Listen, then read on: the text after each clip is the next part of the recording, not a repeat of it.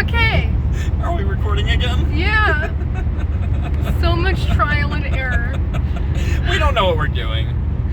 So basically... For this video, we don't know what we're doing, but also just everything we're doing in life right now, we don't know what we're doing. We're making it up as we go.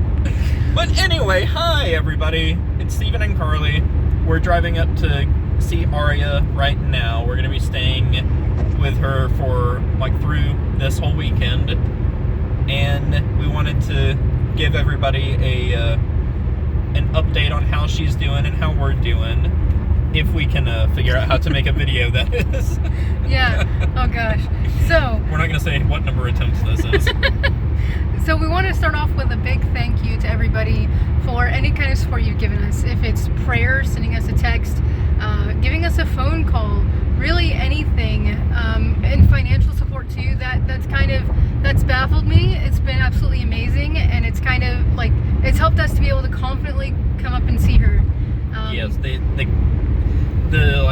all the support we've gotten through all the gifts and donations we've gotten, the GoFundMe has been overwhelmingly helpful and supportive. We really cannot put into words just how grateful we are to everyone. We wouldn't be able to go through we wouldn't be able to do what we're doing with being there with Arya without the support that we've been given. We wouldn't be able to do it with just the two of us. Absolutely. So before this video, I dropped my notes on the floor, but we're gonna give a little bit of an update and try to hopefully make it clear even for those who've not been hearing or receiving any kind of update. So first of all, when she came to Augusta, she was on something called nitric oxide, which is to help or basically force her airways to relax.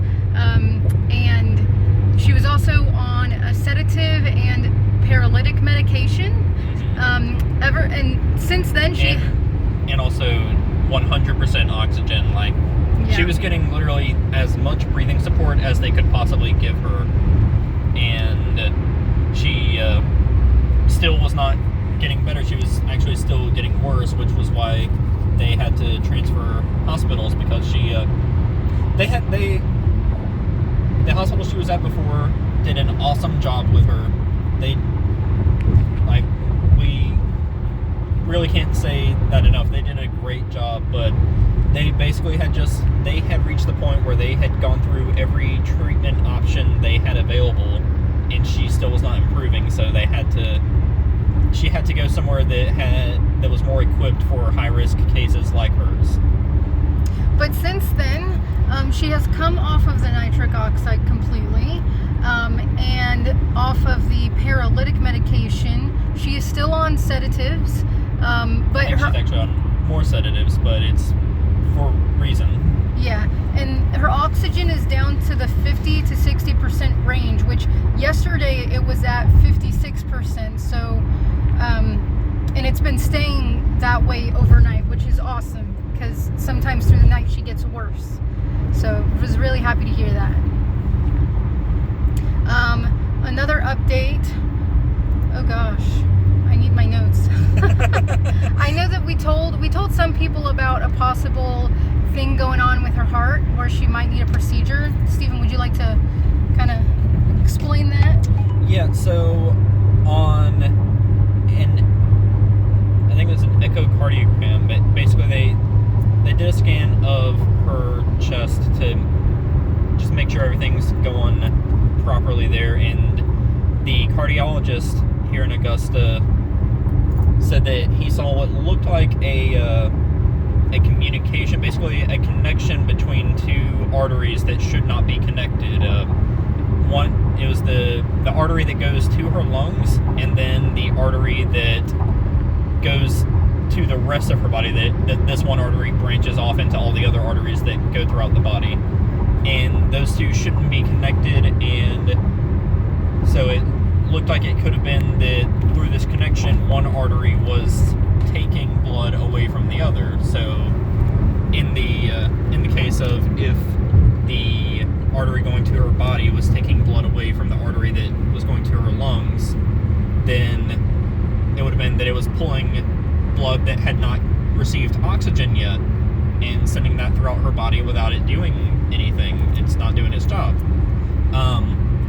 But they did some more scans and brought it up in a conference of cardiologists from multiple hospitals, all basically comparing notes and looking at problems together to just come up with the best solutions possible. And they determined that the amount of communication between these two blood vessels at this time is so small that they don't believe it's having any adverse effects on her, and they don't believe that there is any need to do anything about it. So that is not a concern at this point, and they don't expect it to become a concern at any point either. They're still going to keep an eye on it. They're still going to stay aware of it. I think they said that they're going to check it again in a month. Is that right? Yeah. But yeah, right now they do not believe that it's any cause for concern right now. So that is great news, because she does not need surgery. Yes. I picked my notes up, so that was good.